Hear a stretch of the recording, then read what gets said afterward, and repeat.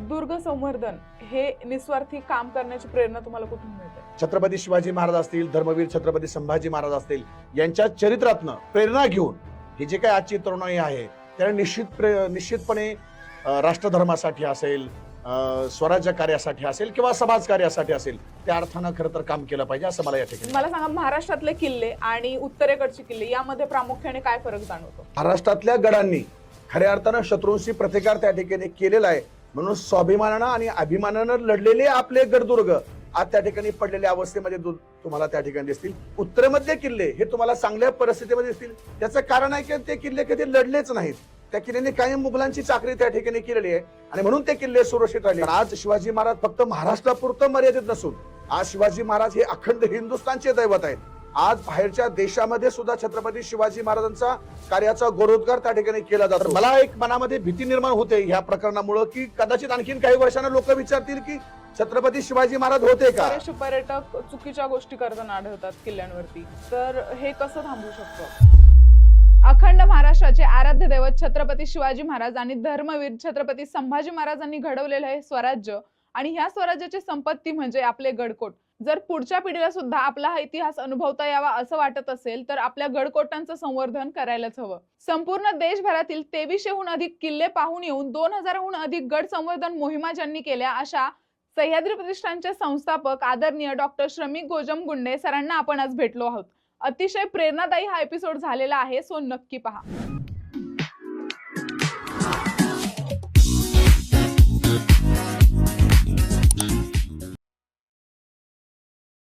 नमस्कार सर, खूप खूप स्वागत आहे तुमचं. दुर्ग संवर्धन हे निस्वार्थी काम करण्याची प्रेरणा तुम्हाला कुठून मिळते? अखंड हिंदुस्थानाचं दैवत छत्रपती शिवाजी महाराज आणि त्यानंतर स्वराज्याचे दुसरे छत्रपती धर्मवीर छत्रपती संभाजी महाराज. खरं तर या दोन महापुरुषांच्या प्रेरणेतनं महाराष्ट्रातले आम्ही हजारो शिवभक्त आज गड संवर्धनाचे त्या ठिकाणी काम करत आहोत.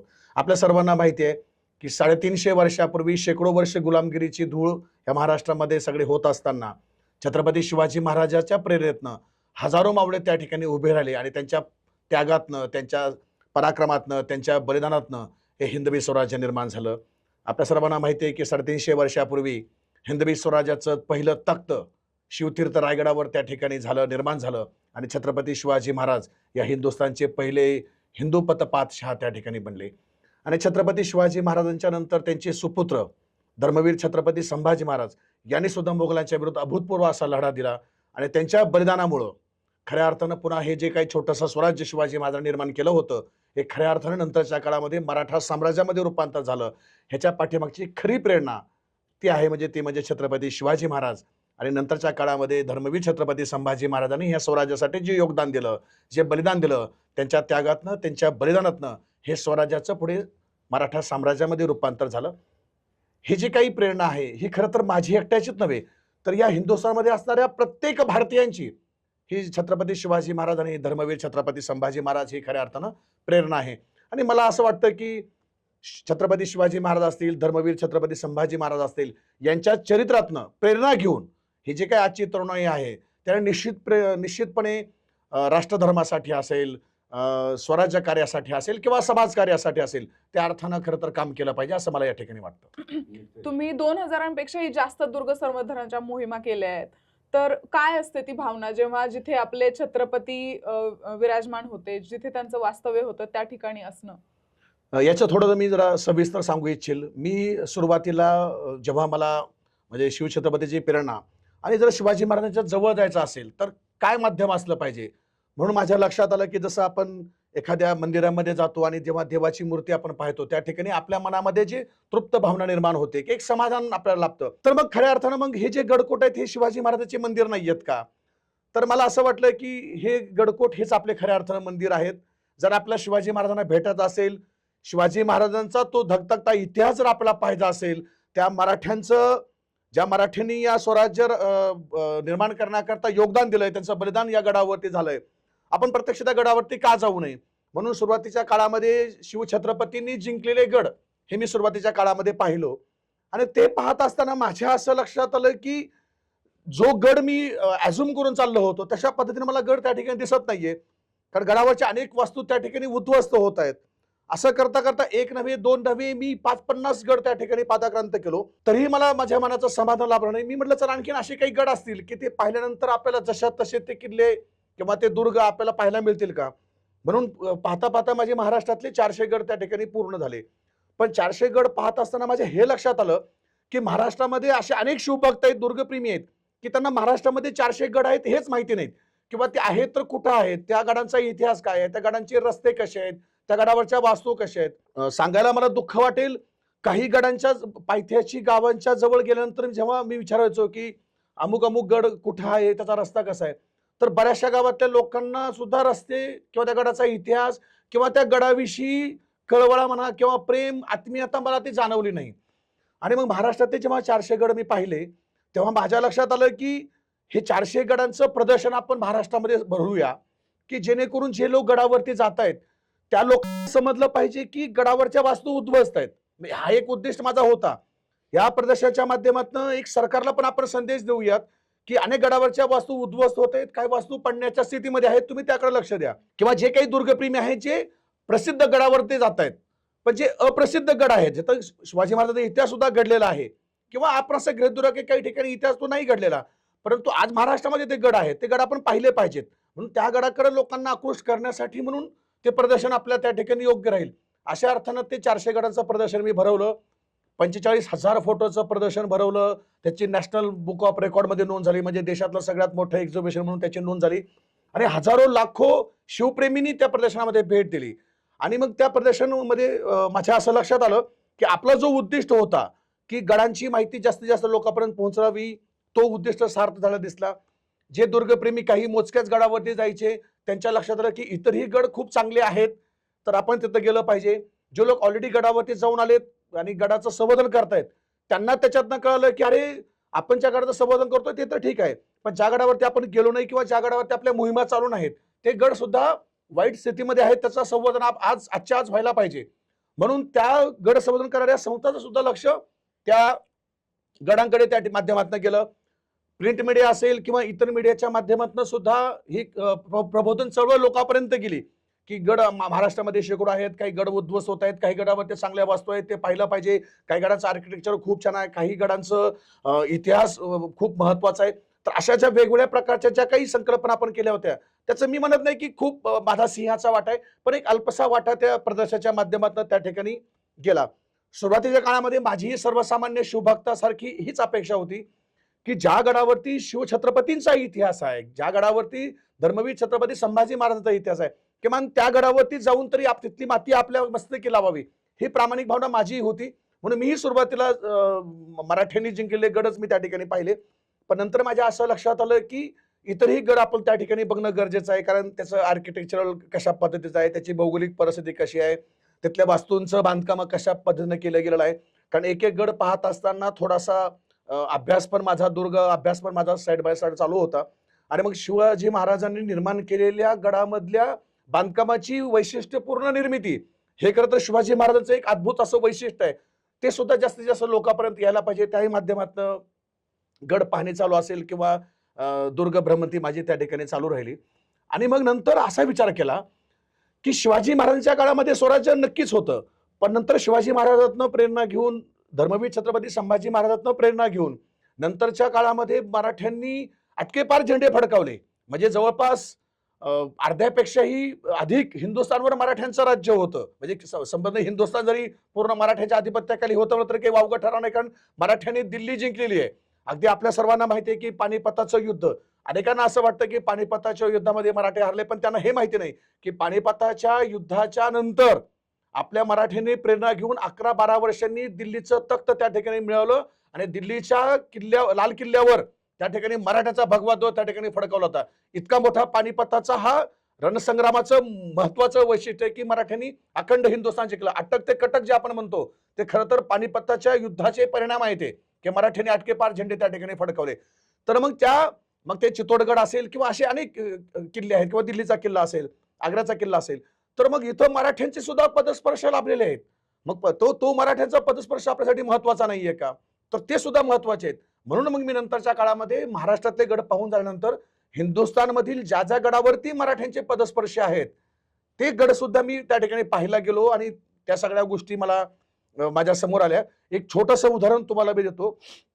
या सगळ्या गोष्टीचा अभ्यास करताना मी तामिळनाडूमध्ये, आजच्या तामिळनाडूमध्ये जिंजी किल्ल्यावरती गेलो. आपल्या सर्वांना तर माहिती आहे की नंतरच्या काळामध्ये जेव्हा रायगड किल्ला त्या ठिकाणी पडला जुल्फिकार खानाकडनं, आणि मग राजाराम महाराजांना रायगड किल्ला सोडून दक्षिणेकडे जावं लागलं आणि जिंजी किल्ल्यावरनं नंतरच्या काळामधलं जवळपास 6 ते 7 वर्ष स्वराज्याचा राज्यकारभार हा जिंजी किल्ल्यावर त्या ठिकाणी चालला.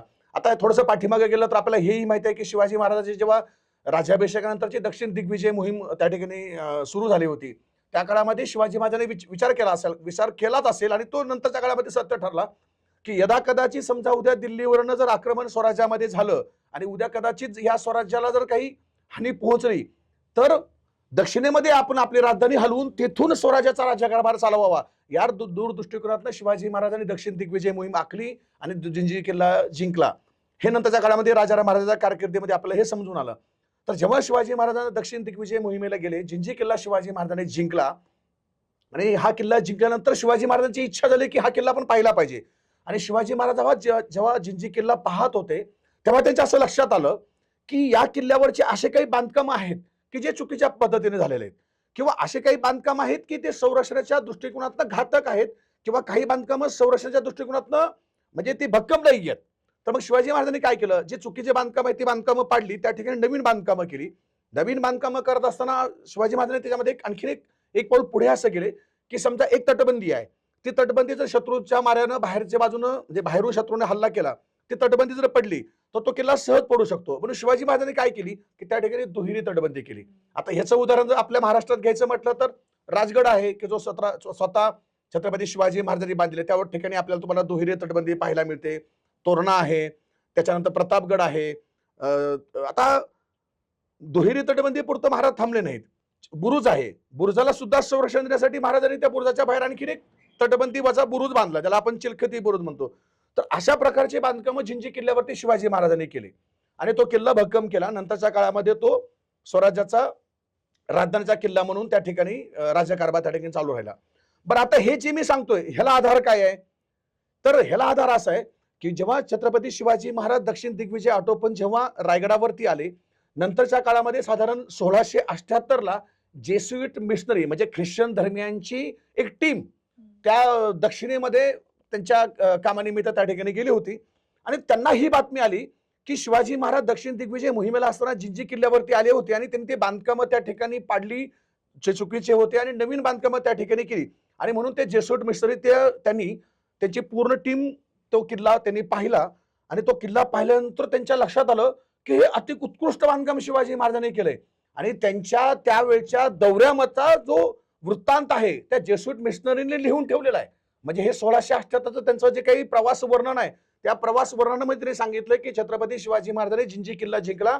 जिंजी किल्ला जिंकल्यानंतर या गडावरचे जे चुकीचे बांधकाम आहे ते बांधकाम पाडले आणि या गडाची संरक्षण भिंत किंवा संरक्षणा दृष्टिकोनातून हा गड अजून अधिक मजबूत व्हावा यासाठी अति उत्तम बांधकाम शिवाजी महाराजांनी करून घेतलं. आणि जे बांधकाम शिवाजी महाराजांनी केले ते बांधकाम पाहता मला असं वाटतं की हे स्थानिक लोकांनी नाही तर युरोपियन लोकांनी बांधले की काय असा आम्हाला प्रश्न पडतो. असे गौरवोद्गार बाहेरच्या देशातल्या लोकांनी शिवाजी महाराजांविषयी केलेला आहे.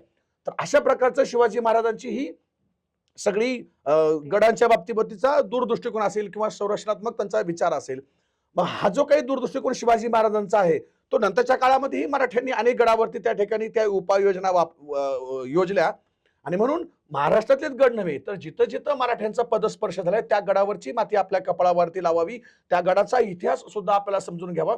चित्तोडगड सुद्धा पानिपतला जाताना मराठ्यांनी जिंकून घेतलेला आहे.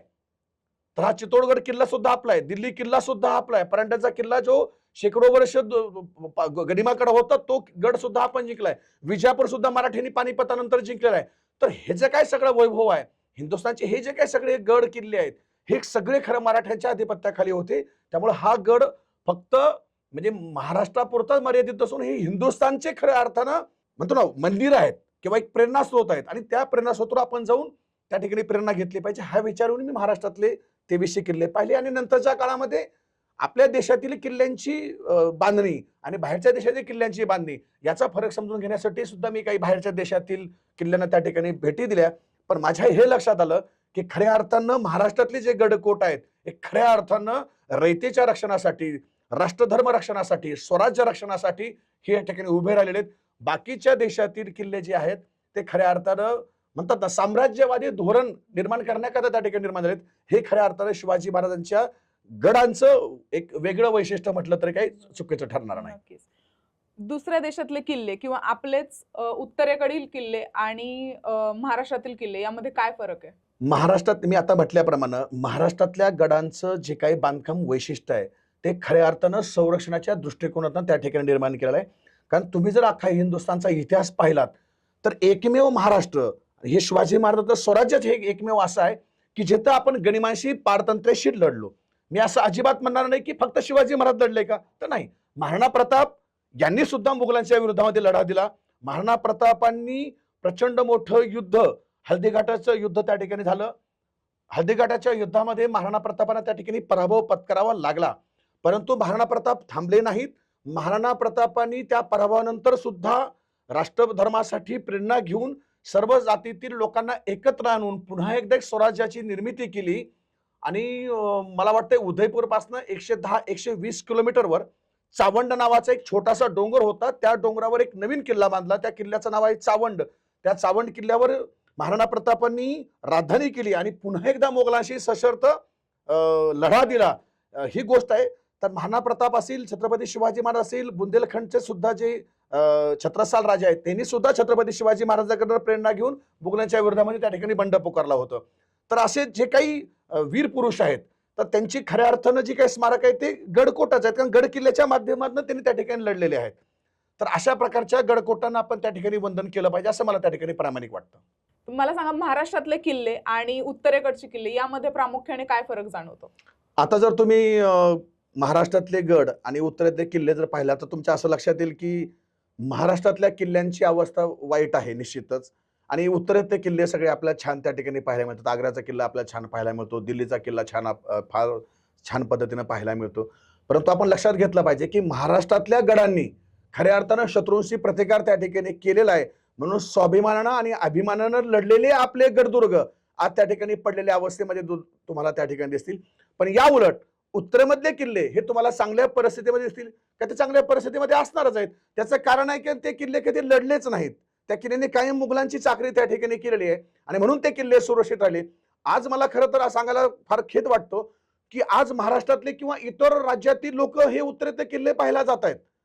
तुम्ही ते महाराष्ट्रातले किल्ले पाहायला येत नाहीत. अरे ते किल्ले तुम्ही काय पाहताय, कशासाठी पाहताय? ज्या किल्ल्याने कधी आपल्या माना कायम वाकवल्या त्या किल्ले तुम्ही पाहायला जात आहेत. तुम्हाला जर खऱ्या अर्थानं तुमच्या अंगामध्ये जर स्वाभिमान अभिमान असेल तर खऱ्या अर्थानं तुम्ही महाराष्ट्रातले गडदुर्ग पाहायला या आणि इथंच खऱ्या अर्थानं तुम्हाला स्वातंत्र्याची प्रेरणा त्या ठिकाणी पाहायला मिळते. त्यामुळे मला असं वाटतं की हिंदुस्थानमधल्या सर्व भारतीयांना माझी विनंती आहे की जर तुम्हाला शौर्याचा इतिहास पाहिजे असेल, त्यागाचा इतिहास पाहिजे असेल, साहस पाहिजे असेल, बलिदान पाहिजे असेल तर तुम्हाला महाराष्ट्रातल्या गडदुर्गावरती यावंच लागेल, जर तुम्हाला तुमच्या मातृभूमीविषयी प्रेम असेल तर. कारण या मातृभूमीच्या संरक्षणासाठी इथल्या प्रत्येक मराठी माणसांनी म्हणा किंवा इथल्या मराठ्यांनी या गडकोटाच्या आधारे लढा त्या ठिकाणी दिलेला आहे.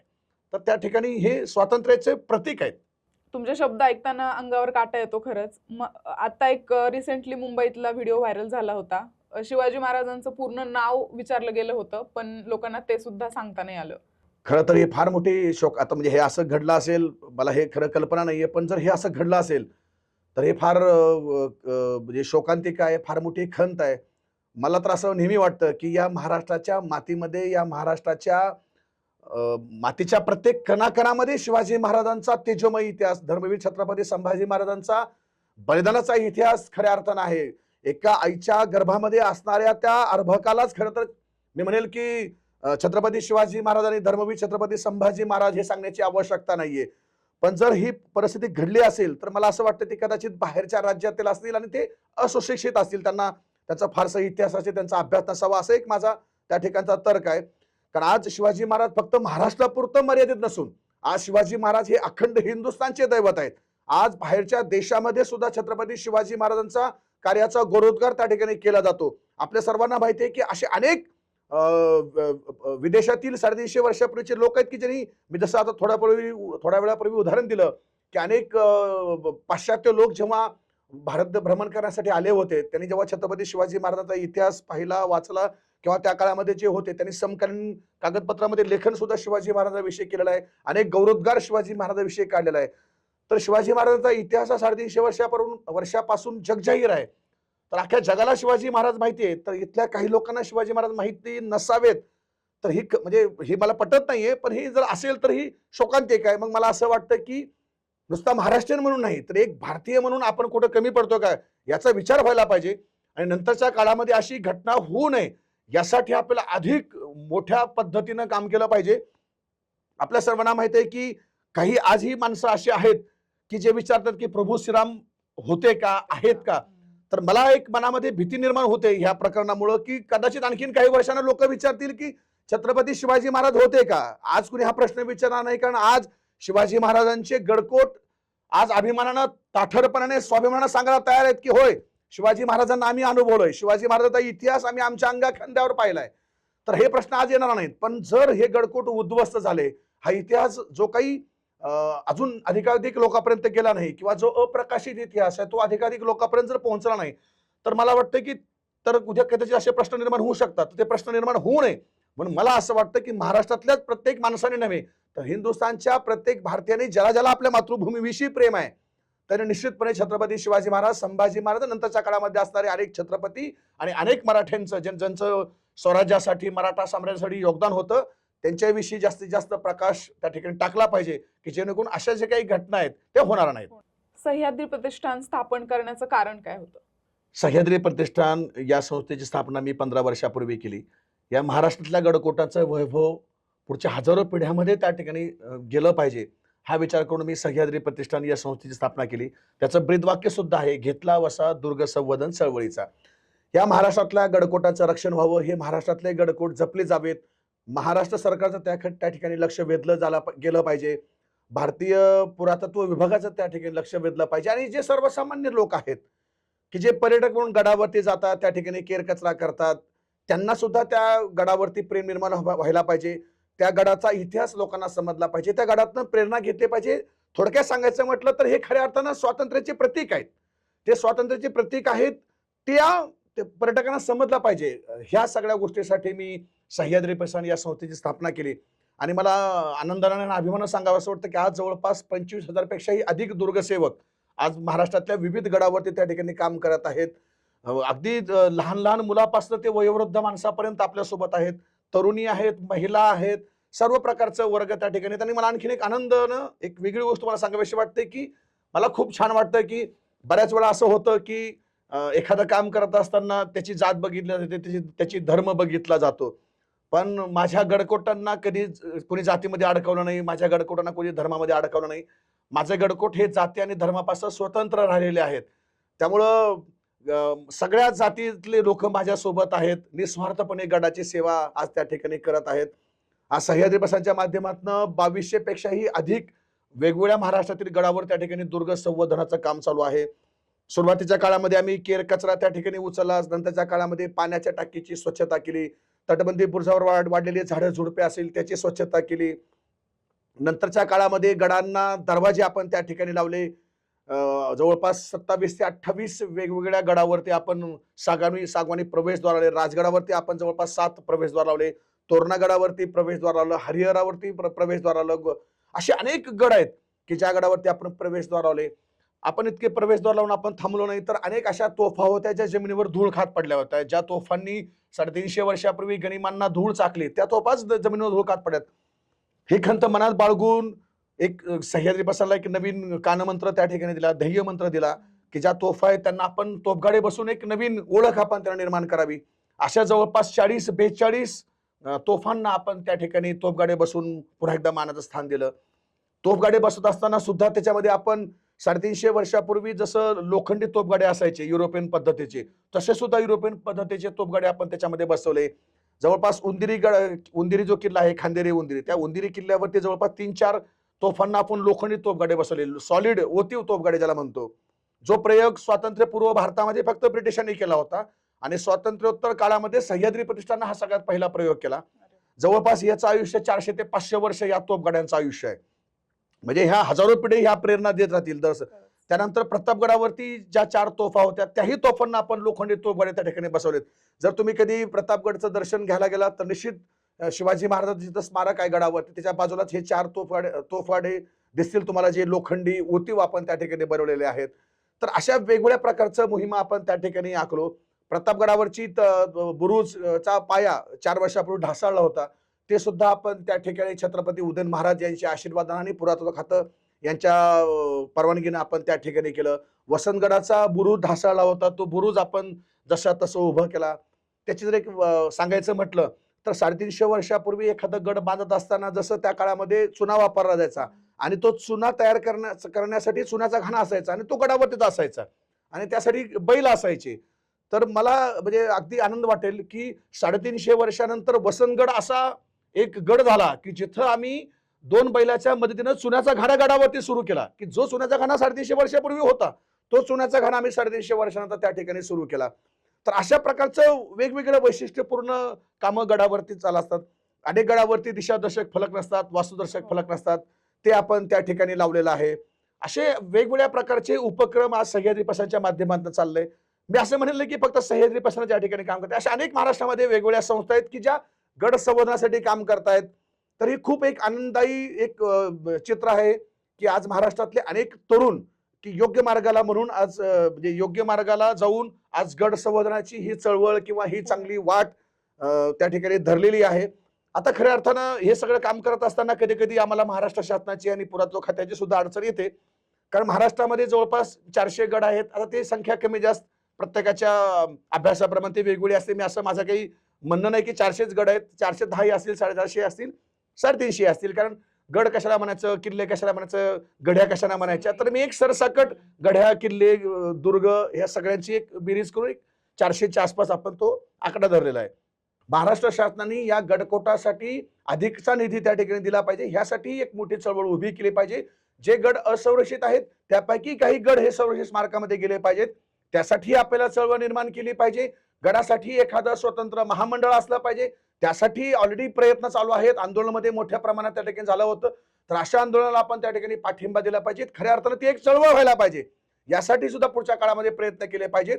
आणि जे सर्वसामान्य पर्यटक आहेत त्यांनी सुद्धा गडावर जाऊन त्या ठिकाणी कचरा न करता स्वच्छतेचा एक चांगला संदेश लोकांना दिला गेला पाहिजे. असे एक सामूहिक प्रयत्न जर आपण केलेत तर या गडासाठी आणखी चांगले सुवर्ण दिवस येतील, याविषयी माझ्या मनामध्ये तिळमात्र शंका नाही. खरंच.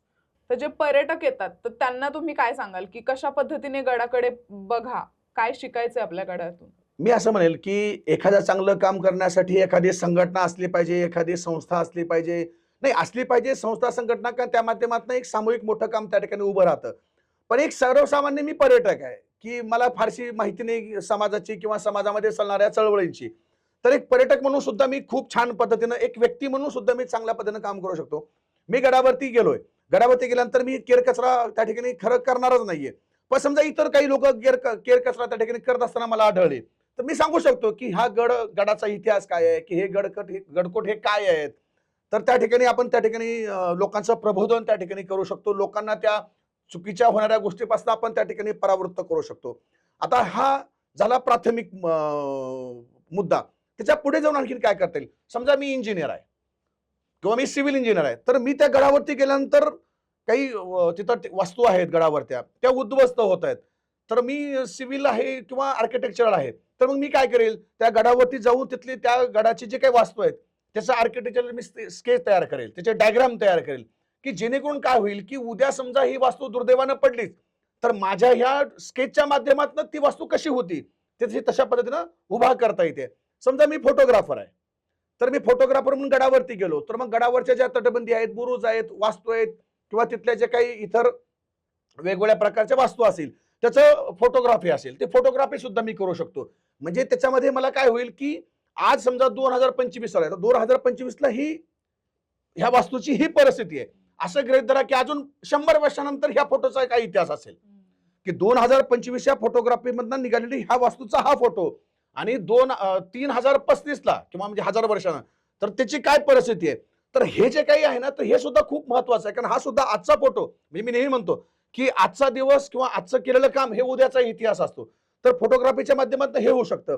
समजा एखादा व्हिडिओग्राफर आहे किंवा त्याच्याकडे ड्रोन आहे, तो ड्रोनच्या माध्यमातून त्या ठिकाणी पूर्ण त्या गडाचं चित्रीकरण करू शकतो, की जेणेकरून गडाचा तो वैभव, त्या गडाचा तो इतिहास सर्वसामान्य लोकांपर्यंत पोहोचण्यासाठी सुद्धा त्याच्या माध्यमातून त्या ठिकाणी जातं. ठीक आहे, व्याख्यानं असतील, गड संवर्धन चळवळी असतील, हे असे काही जे वेगवेगळे उपक्रम आहेत, यातनं तर ते लोकांपर्यंत संदेश जातोच. पण असे काही वेगवेगळे उपाययोजना जर आपण त्या ठिकाणी योजल्या, की काळानुरूप आपण चाललं पाहिजे. आज आपण 21व्या शतकाकडे आपली आज वाटचाल आहे, म्हणजे आपण 21व्या शतकामध्ये आहोत. तर हायटेक आपल्याला होणं गरजेचं आहे. तर तशा प्रकारचं काम जर त्या ठिकाणी झालं, एखादा समजा प्रकाश चित्रकार आहे, छायाचित्रकार आहे, तर त्याने त्या गडावरचे चित्र सुंदर पद्धतीने त्या ठिकाणी रेखाटले पाहिजेत. जसं मी चित्र प्रदर्शनाच्या माध्यमातून मांडलं, की वास्तू एका किल्ल्यावरची वास्तू खूप छान आहे आणि एका गडावरची वास्तू पडलेली आहे. तर त्या चित्रकारानं काय करायचं, की ही गडावरची वास्तू जी पडलेली आहे त्याचं एक चित्रण एका बाजूला काढायचं आणि त्या चित्रातनं त्यानं एक विचार करून की हे चित्र कसं असलं पाहिजे. समजा एखादी सदर आहे, ते सदर आता पडलेल्या अवस्थेमध्ये आहे, त्या सदरेचा फोटो काढायचा आणि दुसऱ्या फोटोमध्ये सदर कशा पद्धतीने असले पाहिजे त्याचं चित्र त्या ठिकाणी रेखाटायचं. तर अशा खूप प्रकारच्या छोट्या छोट्या गोष्टी आहेत, की एक माणूस, एक व्यक्ती म्हणून आपण गडावरती गेल्यानंतर ह्या सगळ्या गोष्टी करू शकतो. आणि एखाद्या गडासाठी करण्यासाठी खूप मोठं योगदान द्यावं असं काही नाही. आपण आपल्या छोट्या छोट्या गोष्टीतनं सुद्धा, कृतीतनं सुद्धा आपण गडाविषयी आपली आस्था त्या ठिकाणी व्यक्त करू शकतो. नक्कीच. आज पर्यटक जेव्हा गडावर येतात, तर म्हणजे मला तरी पर्सनली म्हणजे गडावर गेल्यावर एक कमी जाणवते, ते म्हणजे की तिथे गेलं तरी तिथे आपल्याला जाऊन इतिहास, म्हणजे आता मी मराठी आहे, मी छावा वाचलेली आहे, शिवाजी महाराजांची वेगवेगळी पुस्तक वाचली आहेत, इतिहास वाचलाय, म्हणून मला काही गोष्टी माहिती आहेत, मला त्या गडाबद्दलची आत्मीयता जाणवते. पण गडावर आपण अशा कोणत्या गोष्टी प्रशासनाच्या माध्यमातून करू शकतो ज्याने आपले गड अजून जिवंत वाटतील, तिथे वेगवेगळ्या ऍक्टिव्हिटीज असणं? प्रशासनाच्या माध्यमातून जर करायचं म्हटलं तर सगळ्यात महत्त्वाचं येतं की त्या ठिकाणी तुम्हाला परवानगी घ्यावी लागते, शासकीय परवानगी. आता बऱ्याच गडावरती आज शासन अनुकूल आहे. म्हणजे गेल्या 10 वर्षापासून हे गड संवर्धन चळवळीचं खऱ्या अर्थानं खरं मोठं यश आहे, की आज एखाद्या व्यक्तीनं किंवा संस्थेनं जर परवानगी मागितली तर आज महाराष्ट्र शासन त्या ठिकाणी अटी शर्ती त्यांच्या जे काही नियम असतात त्या नियमानुसार ते परवानगी त्या ठिकाणी देतं. मग आता काय करावं लागेल, की शासनाच्या पद्धतीनं काम होतातच, ते निश्चितपणे त्यांचे प्रयत्न कमी पडतायत किंवा अजून ते प्रयत्न करावे लागतील, त्यासाठी आपला प्रयत्न करावा लागेल, हा एक भाग झाला. मग आपल्याला आणखीन कसं करता येईल, की एखाद्या गडावर आपण जेव्हा भ्रमंती करायला जातो, त्या गडाचा इतिहास आपण जेव्हा समजून घेतो, किंवा गडावरती अनेक वास्तू आहेत, तिथं सुद्धा एक वेगवेगळा इतिहास घडलेला आहे. ह्या सगळ्या गोष्टी समजून घेत असताना आणखीन एक गोष्ट आहे, की त्या काळामध्ये शिवाजी महाराजांनी केलेले बांधकाम वैशिष्ट्य कसं आहेत याचा सुद्धा खऱ्या अर्थानं अभ्यास केला पाहिजे. जो इतिहास घडलाय तो इतिहास त्या गडाच्या अनुषंगानं आपण जगला पाहिजे. त्या ठिकाणी ते चित्र आपण आपल्या डोळ्यासमोर आणलं पाहिजे. हा एक भाग झाला. दुसरं, जर संवर्धनाच्या दृष्टिकोनातून बोलायचं म्हटलं तर गड भ्रमंती करत असताना जे परिचित गड आहेत त्याकडे तर लोकांचं लक्ष स्वाभाविकपणे असतं, पुरातत्व खात्याचं असतं. पण जे अपरिचित गड आहेत किंवा अप्रसिद्ध गड आहेत, ज्या गडावरती सर्वसामान्य पर्यटक जात नाहीत, अशा गडावरती जर आपण गेलो तर मला असं वाटतं की गड पाहत असताना ज्या काही तिथल्या मुख्य वास्तू आहेत त्याच्याकडे खऱ्या अर्थानं जाणीवपूर्वक पाहिलं पाहिजे. आणि आपल्याला असं लक्षात आलं की ही वास्तू झाडाझुडपामुळे पडणार असेल किंवा ह्या वास्तूला येत्या पावसाळ्यामध्ये अतिवृष्टीमुळे धोका होऊ शकतो, तर अशाच एक आपण छान तिचे फोटोग्राफी करून त्या गडाचे जेवढे काही तुम्हाला नोटिफिकेशन घेता येतील ते नोटिफिकेशन घेऊन एका पेपरवरती ते सगळं मांडून तुम्हाला प्रशासनाकडे ते द्यावं लागेल. आणि संबंधित विभाग असतो तो पुरातत्व विभाग, त्या पुरातत्व विभागाला सांगावं लागेल की ह्या गडावरती मी पाहणी करण्यासाठी गेलो असताना मला ह्या गोष्टी निदर्शनास आल्या आणि ह्या गडाची ही वास्तू आता यंदा काळामध्ये पडू शकते, तर त्यासाठी तुम्ही काही प्रयत्न करावेत. तर निश्चितपणे प्रशासन असेल, सरकार असेल, त्या ठिकाणी प्रयत्न त्यांना करणं भाग पडेल अशा प्रकारचं काम आपल्याला केलं पाहिजे. बरोबर. आपण पर्यटनाच्या दृष्टीनं गड किल्ल्यांना जेव्हा पुढे आणायचं म्हणतो तेव्हा बरेचसे पर्यटक चुकीच्या गोष्टी करताना आढळतात किल्ल्यांवरती, तर हे कसं थांबवू शकतो आपण?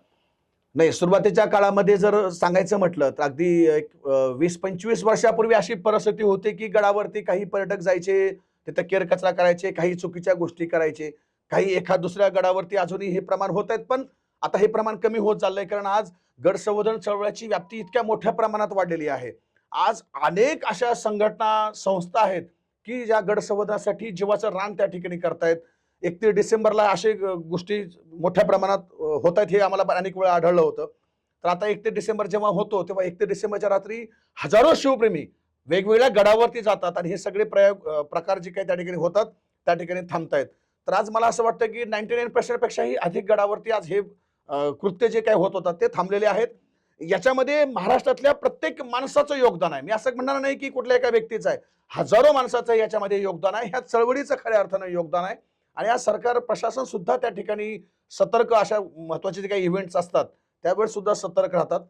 आज ही चळवळ इतक्या मोठ्या प्रमाणात गेली आहे. शिवाजी महाराजांचा इतिहास, संभाजी महाराजांचा इतिहास हे अनेक इतिहास संशोधकांचं, अभ्यासकाचं आणि तुमच्या माझ्यासारख्या सर्वसामान्य शिवप्रेमींचं हे योगदान आहे की आज शिवाजी महाराजांचं चरित्र प्रत्येक माणसाच्या जनमानसामध्ये पोहोचलेलं आहे. त्यामुळे गडावरती काही दुष्कृत्य करू नये, चुकीचं काही होऊ नये, ही चळवळ आज महाराष्ट्राच्या नव्हे तर देशाच्या अनेक लोकांपर्यंत त्या ठिकाणी पोहोचलेली आहे.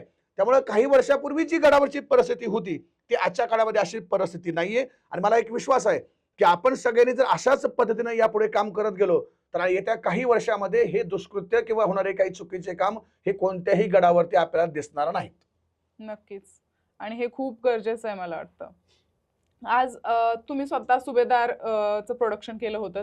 आज छावा चित्रपट आलाय, तर ह्या चित्रपटाने नक्कीच पूर्ण भारताला आणि विदेशातही तो चांगलाच चालतोय. तर पूर्ण भारताला दाखवून दिलंय की कशा पद्धतीने आपल्या महाराजांनी आपलं स्वराज्य बनवलं आणि काय रक्ताची एक एक थेंब तिथे वाहून आपलं स्वराज्य उभं केलंय. काय सांगाल, अशा चित्रपट कशा पद्धतीने समाजामध्ये बदल घडू शकतात? खऱ्या अर्थानं एक प्रेक्षकांना मी सगळ्यात अगदी तळमळीनं आणि कळकळीनं सांगेल की कोणताही ऐतिहासिक चित्रपट, कोणतंही ऐतिहासिक नाटक किंवा कोणतंही म्हणजे चित्रपट आणि नाटक हे इतिहासाचा संदर्भ असू शकत नाही. हे इतिहासाचा संदर्भ घेऊन काही दिग्दर्शकांनी, काही नाट्य दिग्दर्शकांनी नाटकांची आणि चित्रपटाची निर्मिती केली. पण आज काय होतं की सर्वसामान्य शिवप्रेमींना किंवा लोकांना असं वाटतं की ज्याचं शिवाजी महाराजांवर प्रेम आहे की हा चित्रपट म्हणजे ऐतिहासिक संदर्भ आहे. मुळामध्ये चित्रपट आणि नाटक हे ऐतिहासिक संदर्भ नाही, हे सगळ्यात महत्वाची भूमिका आपण घेतली पाहिजे. चित्रपटाच्या अनुषंगानं छत्रपती शिवाजी महाराजांचा कार्याचा गौरव करणं योग्य आहे का? तर 100% गौरव करणं योग्य आहे. कारण जेव्हा एखादा चित्रपट येतो अगदी लहान मुलापासून वयोवृद्धापर्यंत, महाराष्ट्राच्या कोपऱ्यापासून देशाच्या प्रत्येक कानाकोपऱ्यापर्यंत नव्हे जगाच्या कानाकोपऱ्यापर्यंत तो चित्रपट जातो आणि शिवाजी महाराजांचं कार्य हे त्या माध्यमातून लोकांसमोर जातं. आता चित्रपट म्हटला की काही त्यांच्या अनुषंगानं, त्यांच्या निकषाप्रमाणे ज्या काही गोष्टी काही दाखवाव्या लागतात ते त्यांना दाखवाव्या लागतात. म्हणून मी काय म्हटलं की ऐतिहासिक संदर्भ नाहीयेत, हा पण इतिहासाच्या अनुषंगानं चित्रपट असले पाहिजेत. इतिहासामधले जे काही महत्वाचे प्रसंग आहेत, जे खरे प्रसंग आहेत त्याचा अभ्यास होऊन तेच चित्रपटाने दाखवले पाहिजेत. या मताशी मी 100% सहमत आहे. तिथं चुकीचं असलं नाही पाहिजे. हा, एखाद्या चित्रपटामध्ये एखाद्या चित्रपटाच्या एखाद्या अभिनेत्याने एखाद्या 1000 माणसाला मानणं हे म्हणजे प्रॅक्टिकली हे शक्य आहे का? तर अशा ज्या काही गोष्टी आहेत ह्या चित्रपटामध्ये दाखवल्या जातात. तर ह्या गोष्टी आपण चित्रपट म्हणून समजून घेतल्या पाहिजेत. म्हणजे चित्रपटामध्ये कधी कधी दाखवलेला जो अतिरेकपणा आहे तो आपण समजून घेतला पाहिजे, ते चित्रपटाची भावना समजून घेतली पाहिजे असं मला त्या ठिकाणी वाटतं. मी सुभेदार चित्रपटाची निर्मिती केली कारण फरजत असेल, फतेशकत असेल, पावनखिंड असेल, हे चित्रपटाची जी निर्मिती ज्या दिग्दर्शक दिग्पाल लांजेकर यांनी केली, यांनी काय केलं की शिवाजी महाराजांचा इतिहास हा एका चित्रपटामध्ये मांडणं सोपं नव्हतं. मग त्यांनी चित्रपटाच्या माध्यमातून तानाजी मालुसरे असेल, बाजीप्रभू असतील, हे असे जे काही वेगवेगळे शिलेदार आहेत त्या शिलेदारांचा इतिहासाच्या म्हणजे इतिहासावर एक वेगवेगळे चित्रपट काढून त्यांनी खऱ्या अर्थानं एक मोठी प्रेरणा सर्वसामान्य नागरिकांमध्ये निर्माण केली. आणि मला वाटलं की आपलंही काहीतरी त्याच्यामध्ये योगदान असावं, म्हणून सुभेदार चित्रपटाच्या निर्मितीमध्ये मी त्यांच्यासोबत गेलो आणि खूप छान मला अनुभव त्या ठिकाणी आला.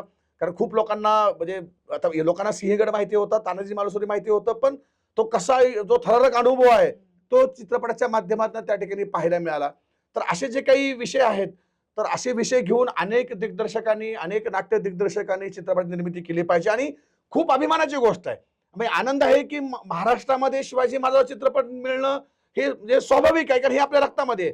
पण जर इंटरनॅशनल लेवलवर जर छत्रपती शिवाजी महाराज चित्रपट येणार असतील तर मला वाटतंय की ही अभिमान आपल्या सर्वांसाठी अभिमानाची गोष्ट आहे. इतिहास खऱ्या अर्थानं योग्य दाखवला पाहिजे का, खरा दाखवला पाहिजे का? हो, दाखवला पाहिजे. पण त्याच्यामध्ये चित्रपटाच्या अनुषंगानं ज्या काही गोष्टी आहेत तर त्या थोड्याशा आपण आपल्या भावनांना आवर घालून समजून दिलं पाहिजे. आणि मग छावा चित्रपट असेल किंवा नंतरच्या काळामध्ये येणारे अनेक असे हिंदी बिग बजेट सिनेमा असतील, आपण सर्व माणसांनी ते चित्रपट अधिकाधिक लोकांपर्यंत गेले पाहिजेत यासाठी प्रयत्न केला पाहिजे असं मला प्रामाणिक वाटतं. शेकडो हजारो मावळ्यांना एकत्र घेऊन शिवाजी महाराजांनी आपलं स्वराज्य स्थापन केलं. तसंच तुम्ही 25,000 दुर्गप्रेमींना एकत्र घेऊन सह्याद्री प्रतिष्ठान चालवताय. तर ह्यावेळी काय काय अडचणी येतात किंवा कसं कार्य चालतं तुमचं?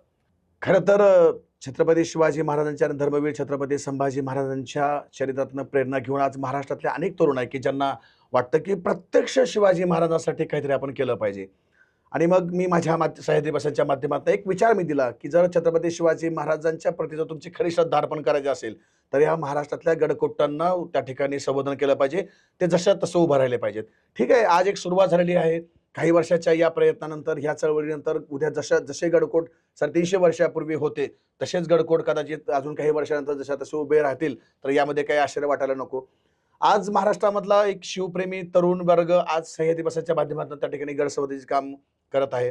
सुरुवातीच्या काळामध्ये अनेक अडचणी यायच्यात, परंतु आज ही चळवळ जी जनमानसामध्ये पोहोचलेली आहे, आज प्रशासन सुद्धा या गोष्टीसाठी अनुकूल आहे. कारण त्यांच्या लक्षात आलं की जर आज आपण गडसंवर्धनाकडे लक्ष नाही दिलं तर हे जे काही शिवाजी महाराजांचे भक्त आहेत ते कदाचित आपलं मतं मिळणार नाहीत, त्यांचे मतं आपल्याला मिळणार नाहीत.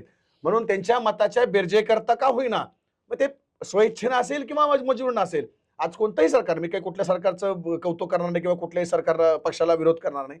आज कोणत्याही पक्षाच्या व्यक्तीला वाटतं की गडसंवर्धन व्हायला पाहिजे, शिवाजी महाराजांच्या चरित्राचा प्रचार प्रत्यक्ष कोटीतनं जनमानसापर्यंत गेला पाहिजे, अशा पद्धतीनं सर्व पक्ष त्या ठिकाणी विचार करतायत. मला वाटतं एक खूप मोठी पर्वणी आहे. त्यामुळे ज्या काही सुरुवातीला काही वर्षापूर्वी अडचणी येत होत्या त्या आताच्या काळामध्ये अडचणी येत नाहीत. फक्त एक आहे की गडावरती जेव्हा आपण परवानगी मागायला पुरातत्व खात्याकडे जातो त्यांच्या काही अटी असतात, ज्याला आपण जाचक अटी म्हणूयात, त्या असणं पण योग्य आहे. कारण उद्या कुणीही जाऊन गडावर जाऊन काम करणं हे सुद्धा संयुक्तिक नाही, कारण तो सुद्धा खऱ्या अर्थानं गडाला धोका आहे.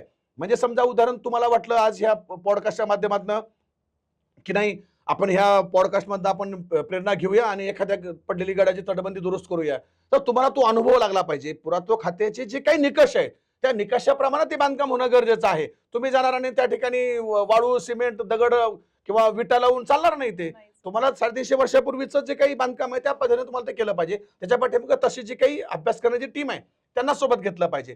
तर अशा प्रकारचे जे काही अटी नियम आहेत ते असणारच आहेत, ते आपल्याला पार पडल्या पाहिजेत. जर त्या निकषामध्ये आपण बसलो तर गडाचं संवर्धनाचं काम अधिक छान पद्धतीने होऊ शकतं. प्रशासन, सरकार अजून काय करू शकतं गडकोट संवर्धनासाठी? मला असं वाटतं की खऱ्या अर्थानं हे प्रमुख जबाबदारी तर प्रशासनाची आहे की हे महाराष्ट्रातले गडकोट जशा तसे उभे राहिले पाहिजेत किंवा हिंदुस्थानमधले जे गडकिल्ले आहेत त्याचं संवर्धनाची जबाबदारी ही भारत सरकारची आहे. मला असं वाटतं की प्रशासनानं ह्याच्यामध्ये आता हा जो काही विषय आहे की अति महत्वाचा म्हणून त्या ठिकाणी घेतला पाहिजे. सगळ्यात पहिला हा विचार केला पाहिजे. जसं आपण म्हणतो ना की आपल्या जीवनावश्यक वस्तूंसाठी म्हणजे की आपल्या गरजेसाठी जे काही मूलभूत गरजा आहेत, जे अन्न, पाणी, वस्त्र, निवारा, तर मला असं वाटतं की ह्या सगळ्या अन्न, वस्त्र, निवास हे तर महत्वाचं आहे, हे पाहिजेच. ह्यासाठी तर गेल्या शेकडो वर्षापासून हे कामं चालली, अनेक सरकार येत आहेत, तेच गोष्टी होत आहेत, हे होत राहतील भविष्यामध्ये, त्याच्यामध्ये अपडेशन येत राहतील. पण मला असं वाटतं कधी कधी विचार करतो की ह्या सगळ्या गोष्टी मिळाल्या आणि एखाद्यानं जर माझा जर आत्मस्वाभिमान जर दुखावला तर मी एक मिनिट तरी राहू शकतो का व्यवस्थित? तर नाही राहू शकत. तर मला वाटतं की कुठल्याही व्यक्तीला एक वेळ जेवण नाही मिळालं तरी चालेल, एक वेळ राहायला नाही मिळालं तरी चालेल, पण जर आपल्या आत्मस्वाभिमानाला जर कोणी धक्का पोहोचला तर मला वाटतं की या महाराष्ट्रातला, या देशातला जो शिव चरित्रांना प्रेरित आहे तो कधी सहन करणार नाही. तर हा जो काय स्वाभिमान आहे तो ह्या खऱ्या गडकोटात मिळतो. म्हणून सरकारनं, प्रशासनानं गड संवर्धन हा विषय एक म्हणतो ना मूलभूत गरजेमध्ये घेतला पाहिजे, असं माझं प्रामाणिक मत आहे. अर्थात मी गडप्रेमी म्हणून ही मागणी माझी तुम्हाला वाटत असेल, पण मला असं वाटतं की ही काळाची गरज आहे. कारण ह्या गडकोटांची, या गडकोटातनं येणाऱ्या काळामध्ये प्रेरणा भेटेल. हे गडकोट स्वातंत्र्याची प्रेरणा आहेत, स्वातंत्र्याचे प्रतीक आहेत. मी नेहमी सांगतो स्वातंत्र्याचा खरा अर्थ जर आपल्याला पहिला कोणी शिकवला असेल, स्वातंत्र्य शब्दाचा जर खरा अर्थ कोण असेल तर छत्रपती शिवाजी महाराज आहेत.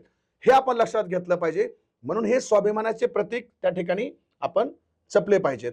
प्रशासनानं ज्या काही मी म्हटलं काही जाचक अटी आहेत त्या थोड्याशा शिथिल कराव्यात. जे काही सर्वसामान्य शिवप्रेमी आहेत त्यांचं एक जनप्रबोधन चळवळ त्या ठिकाणी केली पाहिजे, लोकजागृती त्या ठिकाणी केली पाहिजे. ज्या संस्था, संघटना गड संवर्धनासाठी काम करतायत त्यांना त्या ठिकाणी प्रशिक्षण देऊन त्यांना आणखीन कशा पद्धतीने चांगल्या पद्धतीने काम करता येईल ते त्या ठिकाणी केलं पाहिजे. जे गड संरक्षित आहेत त्याला त्या ठिकाणी अधिक सानिध्य त्या ठिकाणी दिला गेला पाहिजे. जे अनेक गड किल्ले बेवारस आहेत शासनाच्या यादीमध्ये त्या गडांना संरक्षित स्मारकाच्या यादीमध्ये आणलं पाहिजे. केंद्र शासनाच्या वतीनं जे काही गडांचं काम होतं तिथं सुद्धा मोठ्या पद्धतीनं निधी आणला पाहिजे. महाराष्ट्र शासनाच्या वतीने एक स्वतंत्र महामंडळ निर्माण केलं पाहिजे. एक स्वतंत्र अभ्यास करणारी समिती असली पाहिजे की ते जी कशा पद्धतीने गडांचे काम व्हायला पाहिजेत. पुरातत्व खात्यामध्ये आम्ही अनुभवलो की खूप कमी लोक तिथं भरती केले गेलेले आहेत, खूप कमी लोकांची संख्या आहे. म्हणजे अगदी 7 जिल्ह्यांना फक्त एकच 10 लोक फक्त सांभाळतात. तर हे खूप मोठे दुर्दैव आहे. अधिकाधिक लोकांची भरती त्या ठिकाणी गेली पाहिजे. प्रत्येक जिल्ह्यामध्ये पुरातत्व खात्याचं ऑफिस असलं पाहिजे. तर अशा पद्धतीच्या छोट्या छोट्या गोष्टी सुद्धा प्रशासन सहजरित्या त्या ठिकाणी करू शकतं आणि प्रशासनाने ते करावं असं मला वाटतं. नक्कीच प्रशासनाला ह्या पॉडकास्ट निमित्त मी पण विनंती करेल की आपला ऐतिहासिक वारसा पुढच्या पिढीपर्यंत जावं असं जर वाटत असेल तर फक्त मतांसाठी नाही तर लोकांच्या स्वाभिमानाला जपण्यासाठी आपला इतिहास पुढच्या पिढींपर्यंत जावा म्हणून हे छोटे छोटे बदल करणं खूप गरजेचं आहे. मला सांगा, आता पावसाळ्यामध्ये आपण बघतो की खूप जास्त गर्दी होते, चेंगराचेंगरी होते गडांवर, तर हे का होते? नाही, गडावरती आता कसं आहे की निसर्गावर प्रेम करणारे सर्वसामान्य अनेक लोक खूप असतात. म्हणजे माझं तुमचं सर्वांचं आपण निसर्गावर प्रेम असतं. काही लोकांचं गडकोटावर प्रेम असतं, ते जे 12 महिने जात असतात, दर रविवारी जाऊन गडावरती काम करत असतात. असे काही निसर्गप्रेमी किंवा पर्यटक यांना निसर्ग त्या ठिकाणी आकर्षित करत असतो आणि पावसाळा हे सगळ्यात सुंदर असतं. ह्याबद्दल कोणाच्या मनामध्ये शंका असण्याचं कारण नाही. आणि या पावसाळ्यामध्ये गडाचं जे काही रूप आहे ते अगदी बहरलं जातं. साहजिकपणे एक पर्यटक जो निसर्गाच्या जवळ आहे आणि ज्याला काही शिवाजी महाराजांचा आणि गडकोटाचा विषयी थोडंसं कुठंतरी ऐकण्यात आलं असतं, तो त्या गडावरती तिकडं जातो. म्हणजे मी असं म्हणणार नाही की जाणारा प्रत्येक माणूस तिथं आनंद घेण्यासाठी किंवा मोज मजा करण्यासाठी जात असतो असं मी अजिबात म्हणणार नाही. काही लोकांचं निश्चितपणे प्रेम असतं. फक्त ते पावसाळा हे एक म्हणजे एक म्हणतात ना, एक निमित्त साधतात आणि ते गडावरती जातात. ठीक आहे, आज ते पर्यटक म्हणून गडावरती आलेत. कदाचित या ठिकाणी आल्यानंतर त्यांना इथला इतिहास, इथली इतिहासातली तिथलं मातीचा कण, तिथली वास्तू त्यांच्याशी बोलेल, त्यांच्याशी संवाद करेल आणि कदाचित ते सुद्धा उद्या भविष्य काळामध्ये इतिहासप्रेमी किंवा दुर्गप्रेमी म्हणून प्रकाशात येऊ शकतात. फक्त मला असं वाटतं की जेव्हा तुम्ही गडावरती पर्यटक म्हणून जाता, तेव्हा तुम्ही काळजी घेतली पाहिजे की हे शौर्याचं प्रतीक आहेत. तर तुम्ही त्याचं त्या ठिकाणी त्याची योग्य ती सन्मान, त्याची निगा, काळजी तुम्ही त्या ठिकाणी राखली पाहिजे, असं एक मी सर्वसामान्य पर्यटकांना निश्चितपणे आवाहन करेन. आपण बघतोय की गडांवर खूप जास्त अतिक्रमण होत आहेत. ती अतिक्रमण आपण कशी थांबवू शकतो? मी तुम्हाला सांगितल्याप्रमाणे महाराष्ट्रामध्ये जे प्रसिद्ध गड आहेत, त्या गडावरती आपली ये-जा असते. पण जे काही अपरिचित गड आहेत, त्या गडावर आपली ये-जा कमी असते.